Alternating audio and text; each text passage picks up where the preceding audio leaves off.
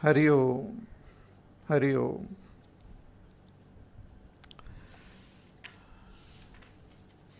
Bhagwan reveals his real nature, expressing in different ways. So the Supreme Akshara Brahma alone is expressing in everyone's heart as the Antaratma, as the Pratyagatma, and that alone is expressing as all the karma, as well as this world, as Hiranyagarbha, as Vaishvanara. And when we remember Ishvara at the time of death, we become one with Ishvara. Whatever we remember at the time of death, we get that gati. Therefore, Bhagavan says that you remember me all the time. Tasmat sarveshu kaleshu mam anusmara yudhyacha.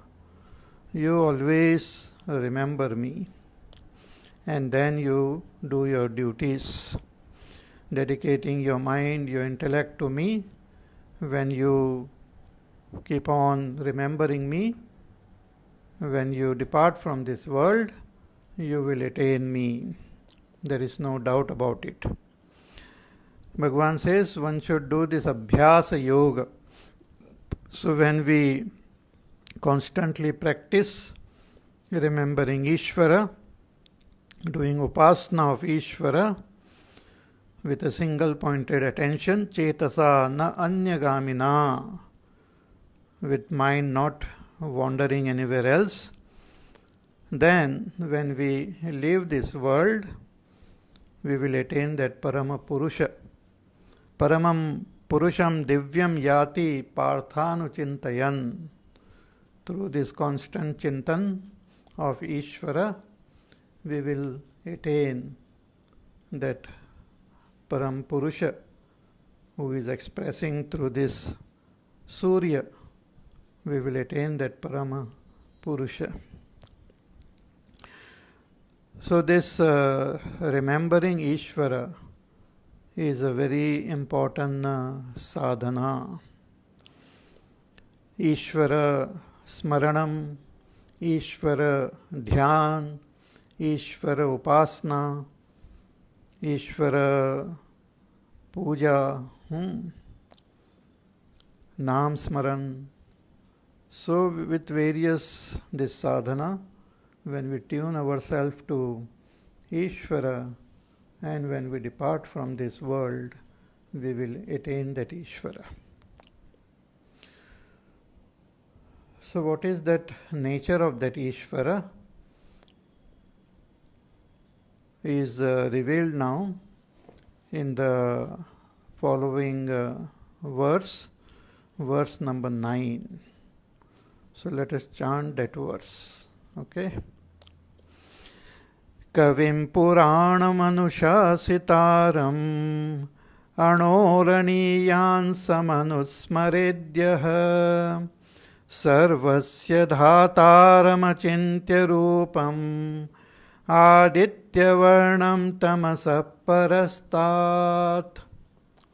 Bhagavan says that Divya Purusha is Kavim Puranam Anushasitaram Anoraniyansam Sarvasya Dhataram Achintya Rupam Aditya Varnam Tamasa Parastad. So many indicators of that Supreme Purusha is indicated, is given here. So who is that Purusha? That Ishvara is Kavim. Kavim means Kranta Darshinam, Sarvadnyam. That Bhagavan is Sarvadnya. See in this verse, Bhagwan not only indicates that Nirguna Nirakar, Ishvara, but he also indicates the Sagun Nirakar and the Sagun Sakar also. So in various using different terms, Bhagwan indicates that Supreme Purusha. So Kavim Sarvajñam Ishvara, as Hiranyagarbha, as Vaishvanara, is Sarvajña. Sarvajña means knows everything. See, one who creates knows all that is created. As it is said, Ghatasya Karta Ghatatnyaha. One who creates a pot is a knower of that pot. Similarly, one who creates this world is the knower of the world. See, just as when one wants to create a pot from the clay, then before that creation is done, that pot maker has to bring that image of that pot in his mind. What he wants to create, he brings it in his mind. And then what is there in the mind, he then gives that shape to that clay and manifests it. Similarly, before creating this whole world, Ishvara, as Hiranyagarbha, and as Prajapati, as Vaishvanara, brings the whole creation in his mind and thereafter creates the world. So he not only has all the rupa of the world in his mind, but also has the naam, the name of all that is created. Because the creation is nothing but a repetition. The creation is same as it was before. In the previous kalpa. So the names are already there and the forms are also already there in the mind. So accordingly, everything is created. So that Vaishvanara or Hiranyagarbha, who wields the total mind and intellect, also knows everything. Not only knows everything in general, but knows everything in particular. See, just as we have, let us say, 100 different types of ornaments made up of gold. So if I see those ornaments, then I will know generally that all of them are made up of gold. But I may not know the name of each and every ornament. I may not know the particular shape of each and every ornament. Means I will have general knowledge of all the ornaments, but may not have the particular knowledge of every name and form. But in case of Ishvara, he not only has general knowledge of everything, but has particular knowledge of everything. Therefore he is called Sarvajña Sarvavita. So that is indicated here by the term Kavim. Kavi means Sarvajña.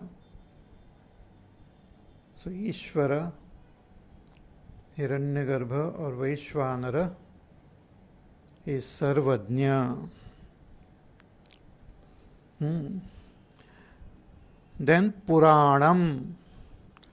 Puranam means ancient, but also means, though ancient is always new, Pura api navam, that is Chirantanam, eternal. Ishvara is eternal. Hiranyagarbha is eternal. Vaishvanara is eternal. See, the Jiva who becomes Hiranyagarbha, after his lifespan is over, merges into that Brahma, and another Jiva becomes Hiranyagarbha. But the post of Hiranyagarbha always remains, is eternal. It is said in our Shastra that Hanumanji will be the next Hiranyagarbha. Hiranyagarbha is the great Sevak, the greatest Sevak of Ishvara. So Hanumanji, a great Sevak of Ishvara, will be the Hiranyagarbha in the next Kalpa. Many years are there. So, that Hiranyagarbha, Ishvara, Vaishvanara, they are eternal, always there. The world is always there. All the jivas are always there. Ishvara is always there. Many jivas gain enlightenment, but still infinite jivas always remain. So Ishvara is eternal, Chirantanam, Puranam, Pura api navam. That doesn't mean he has become old and senile or something, but always new, always fresh, always most wonderful. So Kavim Puranam, then Anushasitaram. Anushasitaram means is the master or controller of the entire world. Sarvasya Jagatah Prashasitaram means the one who governs the world. पूरे जगत पर शासन करने वाले, one who governs the world. By the command of that Ishvara only, the Hiranyagarbha Vaishvanara works. All the Devtas, they do their respective work. All the Jivas are also controlled. And all the entire world is controlled by the great Ishvara alone. By his fear only, everything happens. In the Upanishad it is said, Bhishasmat vatap pavate, Bhisho deti suryaha, Bhishasmat agnischendrascha, Mrityurdhavati panchamahiti. That out of fear of that Ishvara or that Brahma, the wind moves, the sun rises, Indra does his work, Yamaraj does his work, every Devata do their work out of that fear of that Brahma. Means they don't transcend their duties. All of them do their work systematically. So Ishvara is the great master, the great governor, who governs the whole world, who commands the whole world. So Kavim Puranam Anushasitaram, उन्हीं के अनुशासन में सब चीज चलती है. So Kavim Puranam Anushasitaram Anoraniyansam. But that Ishvara is subtler than the subtlest. Anoho Aniyansam. Anu means an atom. Aniyansam means subtler than that atom. Means very, very subtle. See, Akash itself is very subtle. But subtler than that Akash is that Supreme Purusha. Subtler than even the Samashti Mana, Samashti Buddhi, Avyakta is that Supreme Purusha. So he is called Anoho Aniyansam, subtler than the subtlest.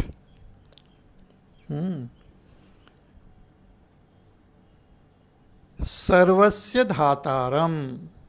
Again, Ishvara is Sarvasya Dhata. Dhataram. Sarvasya Dhataram means what? Karma Phala Jatasya Vichitrataya Pranibhyo Vibhaktaram Vibhajya Dhataram. That all these pranis, all these beings who are there, born due to their respective karma, it is Ishvara who gives them their respective phala. In a very complex system, each and every being, according to their own karma, they get the result. Ultimately, Ishvara alone is the giver of the result, but directly it is given by Vaishvanara and all the Devatas. So Bhagwan alone is the giver of the fruits of action for every being. And it is a very complex structure. So many beings, there are infinite beings are there, performing infinite different types of karma and having different types of results because of that. All these are given to them. And after they drop their body, respective bodies are given to them. Some creatures they evolve, some they go down also. Everything is noted and the respective results are given. He is the giver of the results. So Sarvasya Dhataram Achintya Rupam. And if we try to comprehend that Ishvara is Achintya Rupa, beyond comprehension, beyond thinking, beyond comprehension. Because thoughts can only think about that which has got some form, some name, some definition. But Ishvara is beyond all definition.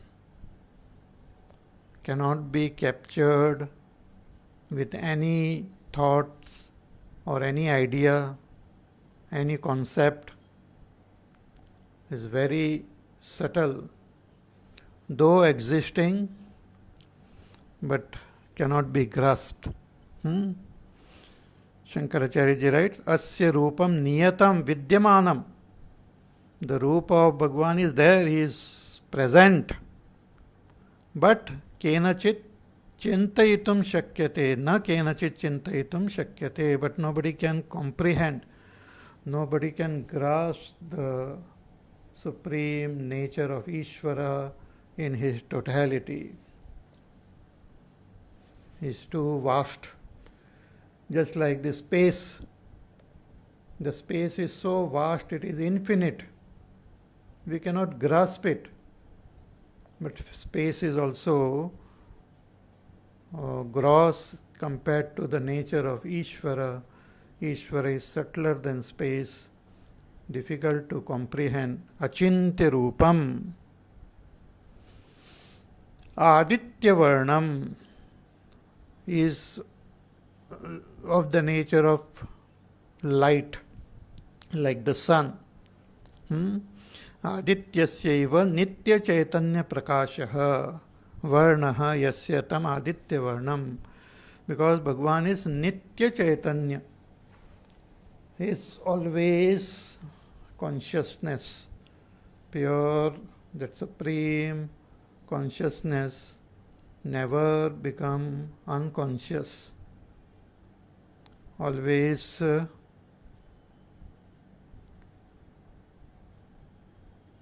always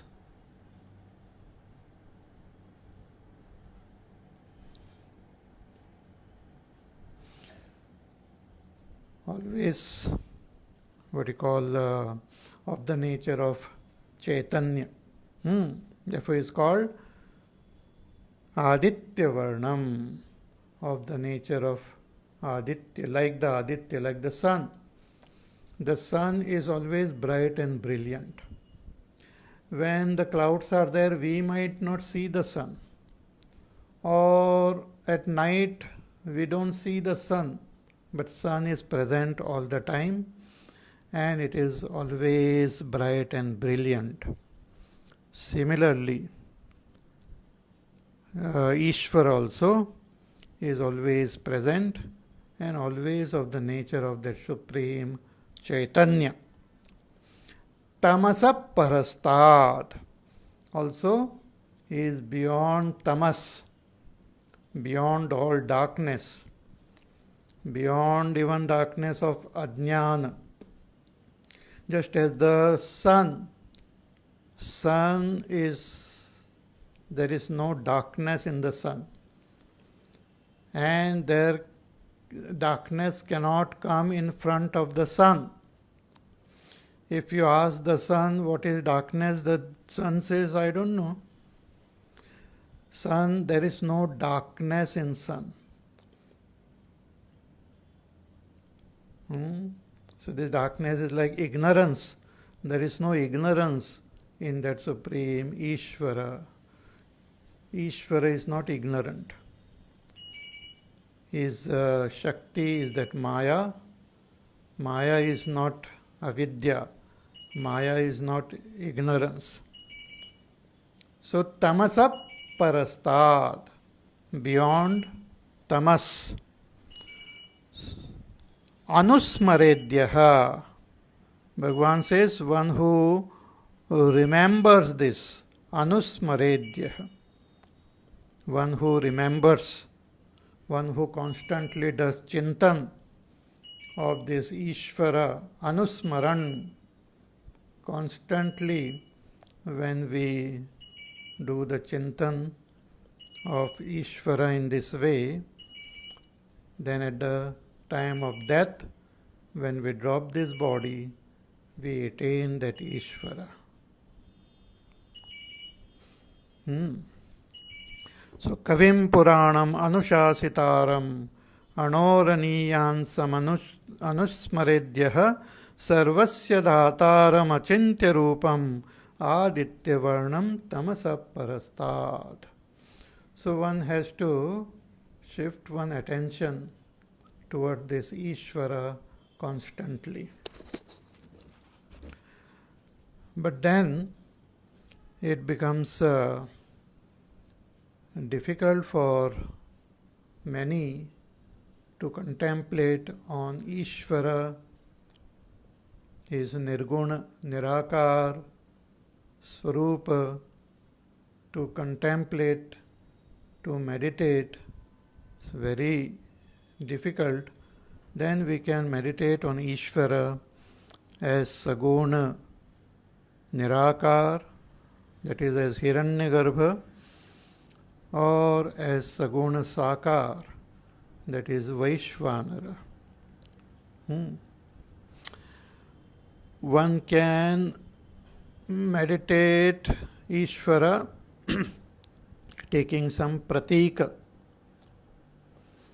like we have the image of a Shivalinga or what you call Shaligrama, and then worship that Ishvara in that form. Or meditate on Ishvara as the forms described in our scriptures. शांताकारं भुजगशयनं पद्मनाभं सुरेशं विश्वाधारं गगनसदृशं मेघवर्णं शुभांगं लक्ष्मीकान्तं कमलनयनं योगिभिर्ध्यानगम्यं वन्दे विष्णुं भवभयहरं सर्वलोकैकनाथं. Like that the description is there. One can meditate with the help of this description on that Supreme Brahma. It is the Supreme Ishvara. Ishvara's dhyana is described in our scriptures. His rupa, which we can bring to our antakarana and meditate.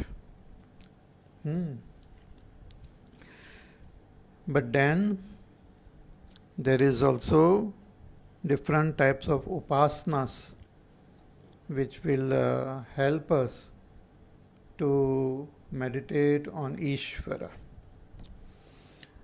See, when we study the Upanishads, we do the Shravan Manan Nididhyasan. When we locate our own self, the Pratyagatma, and we come to understand that I am this Brahma, and through Nididhyasan, when I gain that Jnana Nishtha, when my understanding becomes firm, when I gain that direct realization that Aham Brahmasmi, and my mind, the intellect becomes firm in this understanding, when I become Sthita Prajna, then I gain liberation here and now. It's called Sadhyo Muktihi. One becomes free here and now. Then when the body gets dropped, the jiva doesn't go to any other loka or any other place. His body, mind, intellect, everything get dissolved, and here and now itself he is Brahmarup only. Sadhyo Muktihi. But one who has not gained this Sadhya Mukti, immediate enlightenment, then he should practice this Nididhyasan. Constantly practice Nididhyasan. We had seen in the 6th chapter also that one should constantly meditate on this Atma as Brahma. Shanai Shanai Ruparamed Buddhya Dhriti Grihitaya Atma Sanstam Manakritva Na Kinchit Api Chintayet. Slowly and steadily one should bring the attention on this Atma and remain there, understanding that Atma is Brahma. So that is Nididhyasan. But if that Nididhyasan is difficult, then we should do Upasana, Nirguna Upasana or Saguna Upasana. So these Upasanas help us to identify with that Supreme, to transcend our limitation and to identify with the Supreme. Because that is what is an obstacle, that when we sit to meditate, again and again our body, our mind comes in the way and makes us feel limited. When you close your eyes and meditate, your own body will come and limit your own thinking. When I meditate that I am that all-pervading Brahma, then if that my body, thought of my body comes, then it will be a contradiction. The body is limited, and I think of my body, then the thought that I am all-pervading Brahma will just not remain steady. So in the 12th chapter also Bhagwan tells that one who is attached to their body, for such people, that nirguna avyakta dhyan is very difficult. Kleshodhikatarastesham avyakta sakta chetasam avyakta hi gatir dukkham dehavadbhiravapyate. In the 12th chapter, Bhagavan says that one who is attached to the physical body, such person will find it difficult to meditate on that avyakta, nirakar, nirguna, brahma. So for such people, it is better to do some saguna dhyana, saguna upasana, to constantly think of Ishvara along with his form, as described in our scriptures. So one we can do contemplate on the beautiful form of Bhagwan's various avatars.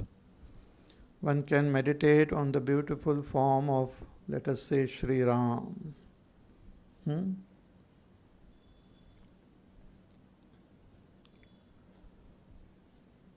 So Navakanja Lochana Kanja Mukhakara Kanja Padakanja Arunam.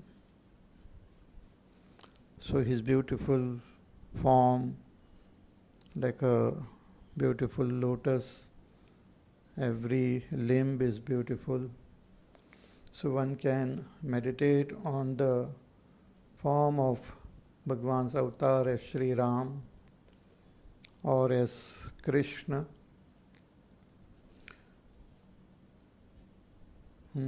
That is also a saguna dhyana.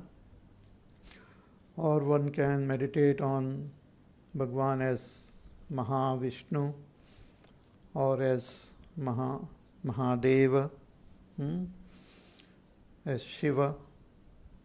Yasyanke cha vibhati bhudharasuta devapaga mastake bhale balavidurgale cha garalam yasyorisi vyadarat soyam bhuti vibhushanas suravaras sarvadipas sarvada sharvas sarvagata shivas shashinibha Shri Shankara patumam.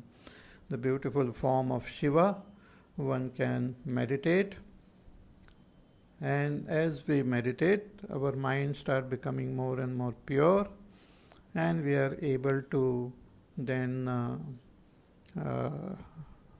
do that, follow the path of nididhyasan, gain that firm abidance in that knowledge. The scripture says that I am Brahma. I am Brahma means this I am Atma Brahma. What is this I am Atma? I am Atma is that Pratyak Atma. That self, Atma means I. The I who is devoid, free of the gross and the subtle body. And nirupadhik, without the upadhi.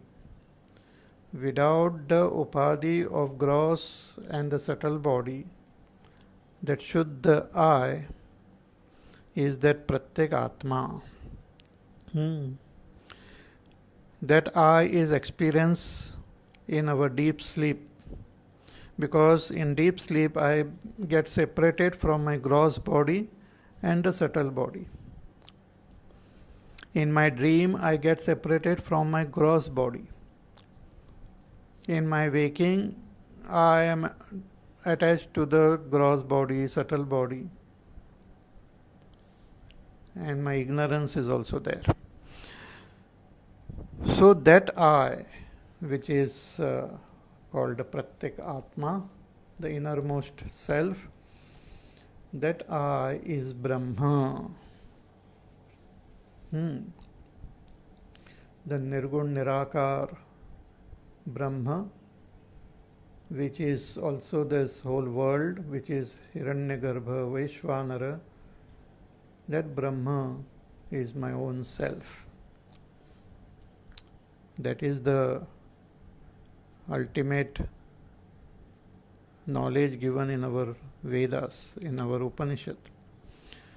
But to comprehend myself as Brahma is a big step, is very difficult because of my identification with this body. So in order to help me, the Upanishads say that you start by identifying with Vaishvanara, and then you identify with Hiranyagarbha. If you do that, it will become easier for you to understand yourself as Brahma. So that sadhana, to identify, to meditate on myself as Vaishvanara, as Hiranyagarbha, is called that Ahangraha Upasana. Ahangraha Upasana. See, in the Upasana which we do outside, taking some pratika, some idol. Let us say we have a Ganesha idol in front of us. The idol is limited. Let us say it is made up of clay. Now Ganesh Chaturthi is coming, so they make that clay idol, clay murti, pratima. And in that pratima, we invoke the presence of Ganesh Bhagwan. We superimpose the idea of Ganesh Bhagwan as described in the scriptures. The Rupa of Ganesh and his Swarupa is superimposed on that मूर्ति. उसका हम उस पर अध्यारोप करते हैं. Taking the guidance from the scriptures, we superimpose the idea of Ganesha on that murti. Just like the flag of the nation, we superimpose the idea of the nation on that flag. This you know. If this is understood, in this Aham Graha Upasana, Aham Graha, Aham ko pakadna, Upasana. In that, this Aham itself is taken as a pratik, as a symbol, as that idol, on which we superimpose the idea of Vaishvanara, or we superimpose the idea of Hiranyagarbha, as described in our Shastra. That is called the Vaishvanara Upasana or Hiranyagarbha Upasana. In Chandogya Upanishad, this is described in detail. There were this 6 or so rishis were there who were doing this upasana, Vaishvanara Upasana. But they had some doubts, some questions. So they approached another rishi. And that rishi said that I also don't know completely, but there is that king, Ashwapati. He knows. He knows how to do this Vaishvanara Upasana. So all of them approach Ashwapati.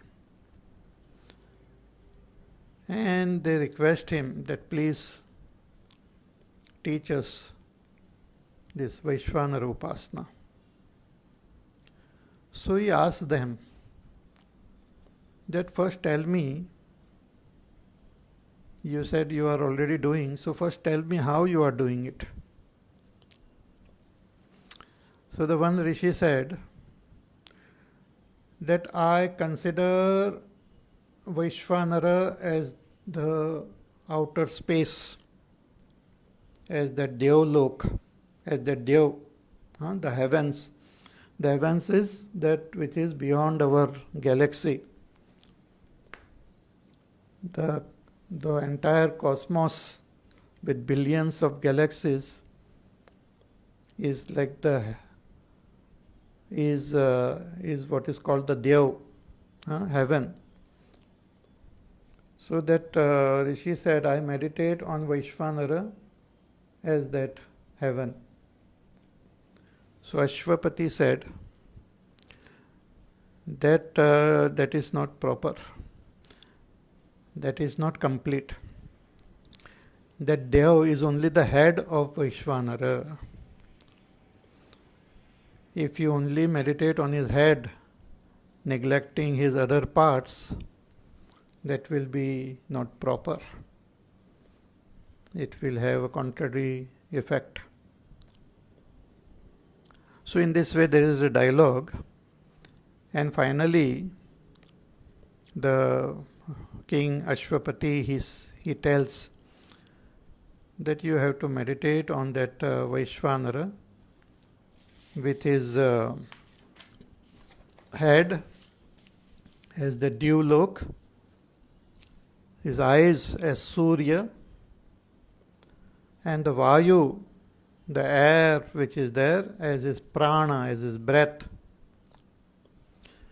Then the Akash in between is his Madhyasthana, his Deha. Then the waters is his bladder.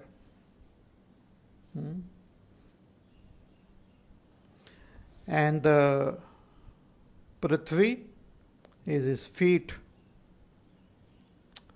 And his mouth is Agni. So Agni, Prithvi, Jala, Akash, Vayu. This Pancha Mahabhut, Surya, and the Dev. See, if you look at this whole creation, we are living on this earth. So we are as though living at the feet of that Vaishvanara. But Vaishvanara is this entire cosmos, very vast. So in order to help us to meditate on that Vaishvanara, the Shastras have given this guidance. I hope you are listening, Interesting. Slowly it will become more clear. So, this Vaishvanara, see this whole cosmos, we are living on this earth. This earth itself is part of our galaxy, our solar system. Means our sun and all these planets are there. This space in between this earth and the sun and all is called Antariksha, this Akash. But this sun itself is part of this entire galaxy, our Milky Way. There are about 200 or 400 billion stars in our galaxy. And each star is apart from other stars, a lot of distance are there. The entire galaxy is so vast that if the light has to travel from one end of the galaxy to the other, it will take 1 lakh years or even more. So this is our Milky Way galaxy. Then very far away there are other galaxies like the Andromeda and all. So there are billions and billions of galaxies are there. So beyond our Milky Way, all these galaxies are considered as the heavens, the Dev, that is the head of Vaishvanara. Very big, very vast, infinite.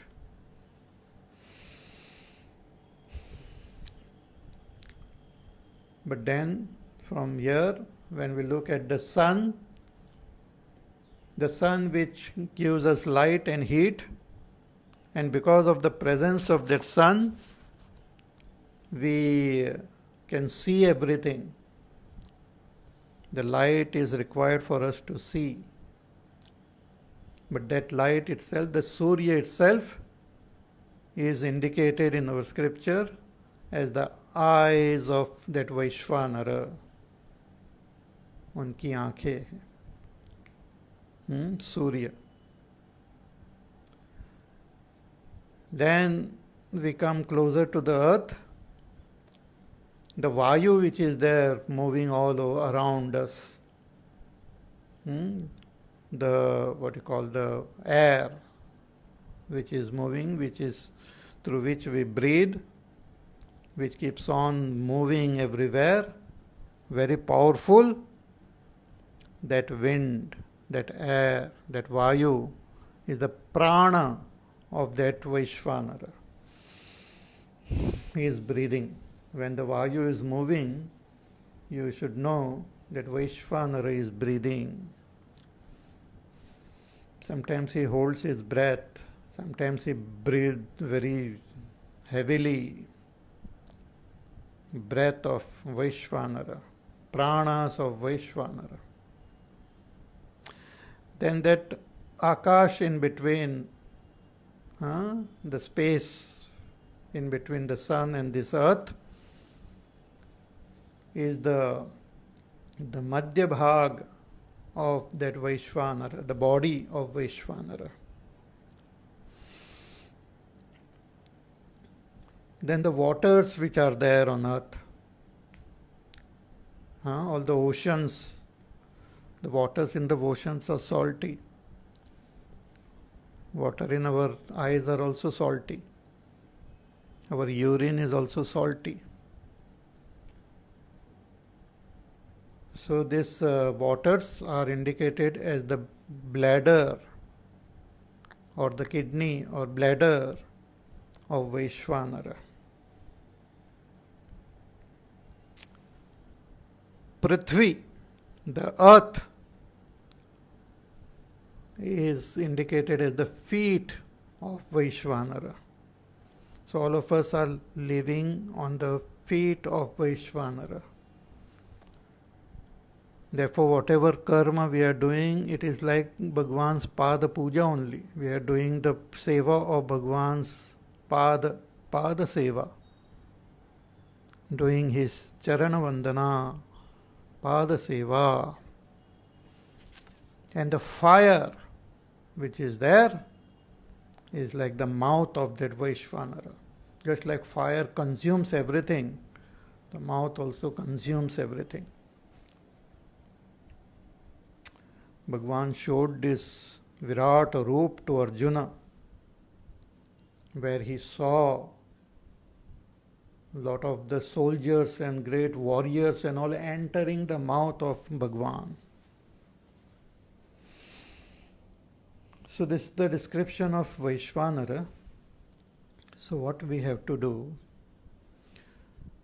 We have to first locate our own inner self, the Pratyagatma, and understand this Pratyagatma as Pratyagatma of Vaishvanara, if we are doing Vaishvanara Upasana. The self in me and self in Vaishvanara is same. Superimpose the idea of Vaishvanara's self on your own self.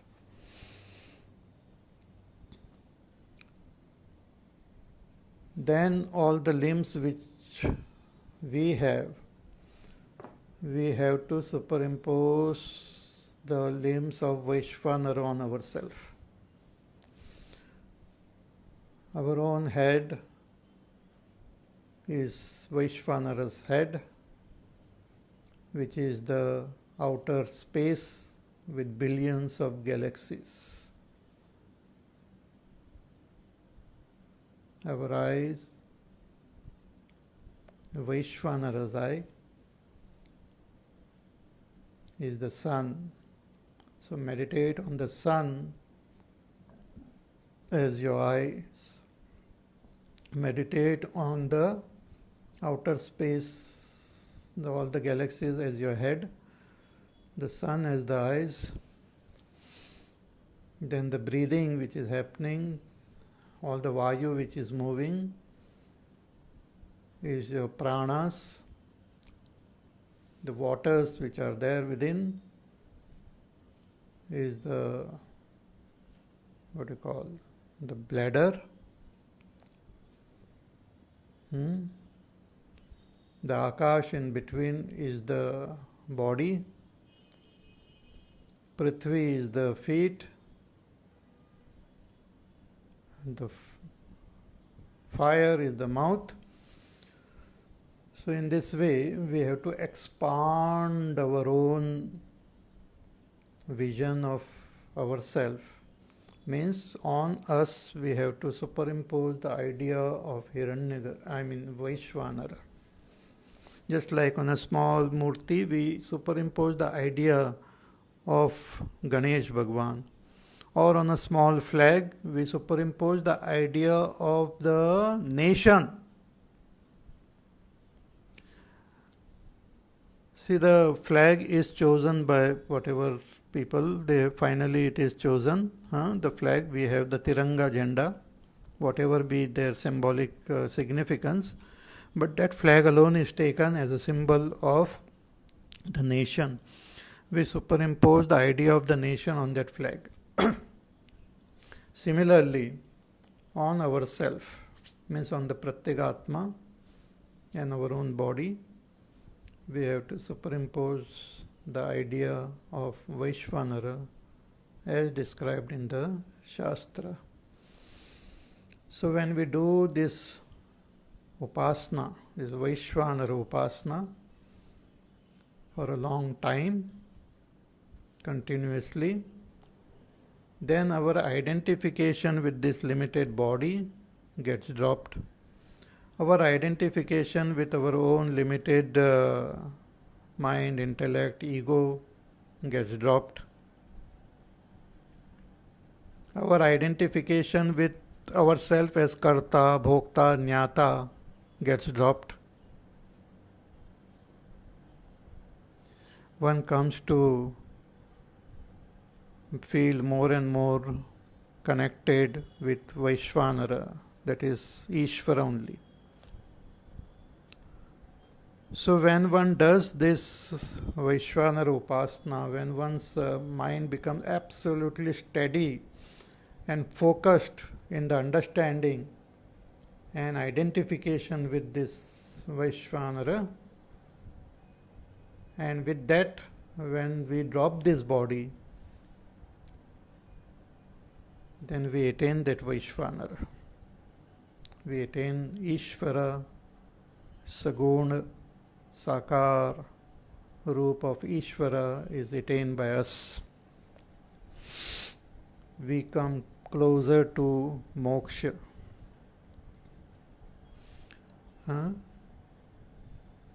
Like Salokya Mukti, Sarupya Mukti. Salokya, Sarupya, Sayujya, Samipya. Different types of muktis are also mentioned. The ultimate is that Sayujya Mukti, but before attaining that also, one can reach closer and closer towards that supreme realization. So here Bhagwan describes in this shloka, 9th shloka, that Vaishvanara and Hiranyagarbha also, by saying Kavim Puranam Anushasitaram Anoraniyan Samanusmaredyah Sarvasya Dhataram Achintya Rupam Aditya Varnam Tamasa Parastat. So when we meditate on Ishvara while leaving this body, we become one with that Ishvara. So this is, I described the Vaishvanara Upasana. Tomorrow we'll briefly see the Hiranyagarbha Upasana and how the Upasak of Vaishvanara Hiranyagarbha, when he drops this body, how he attains that higher loka. That also we will see in our class tomorrow. So this is the topic of this chapter, and that is, as the topic comes, we have to study and understand. Okay? So more about this we will see in our class tomorrow. Till then, you take care, be happy, stay peaceful, and contemplate on today's lecture, and we will meet again tomorrow. Hari Om. Shri Ram Jaya Ram Jaya Jaya Ram. Shri Ram Jaya Ram Jaya Jaya Ram. Shri Ram Jaya Ram Jaya Jaya Ram. Shri Ram Jaya Ram Jaya Jaya Ram. Shri Ram Jaya Ram Jaya Jaya Ram. Shri Ram Jaya Ram Jaya Jaya Ram. Shri Ram Jaya Ram Jaya Jaya Ram. Shri Ram Jaya Ram Jaya Jaya Ram. Shri Ram Jaya Ram Jaya Jaya Ram. Shri Ram Jaya Ram Jaya Jaya Ram. Shri Ram Jaya Ram Jaya Jaya Ram. Shri Ram Jaya Ram Jaya Jaya Ram. Shri Ram Jaya Ram Jaya Jaya Ram. Shri Ram Jaya Ram Jaya Jaya Ram. Shri Ram Jaya Ram Jaya Jaya Ram. Shri Ram Jaya Ram Jaya Jaya Ram. Jaya Jaya Ram. जय जय राम. बोलिए सियावर रामचंद्र भगवान की जय. ओम पूर्णमद पूर्णमिदं पूर्णात् पूर्णमुदच्यते पूर्णस्य पूर्णमादाय पूर्णमेवावशिष्यते. ओम शांति शांति शांति. हरि ओम. श्री गुरुभ्यो नमः. हरि ओम. हरि ओम.